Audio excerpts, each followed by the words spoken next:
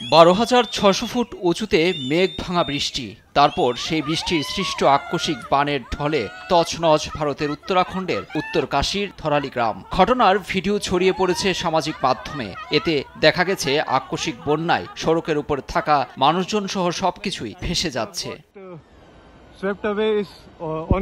মঙ্গলবার 43 কিলোমিটার বেগে আছড়ে পড়ে পাহাড়ি ঢল, পাথর আর কাদার স্রোতে তলিয়ে যায় হোটেল ও ঘরবাড়ি। এমন ঘটনায় আটকে উঠেছে গোটা ভারত। এই ঢলে আটকা পড়ে অনেক পর্যটক। নিখোঁজদের সন্ধানে চলছে উদ্ধার তৎপরতা। ক্ষতিগ্রস্ত এলাকায় পরিদর্শনে গিয়ে উদ্ধার তৎপরতা জোরদারের নির্দেশ দিয়েছেন উত্তরাখণ্ডের মুখ্যমন্ত্রী পুষ্কর সিং ধামি।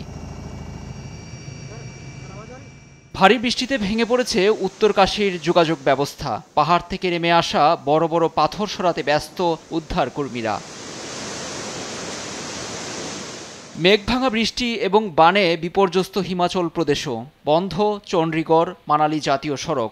যারা আটকা পড়েছেন তাদের বেশিরভাগই পর্যটক। কিন্নর কৈলাস ট্রেকিং সড়ক থেকে উদ্ধার করে নিরাপদে নেওয়া হয়েছে কয়েকশো পুণ্যার্থী। লুৎফর কবির, নিউজ ডেস্ক, দেশ টিভি।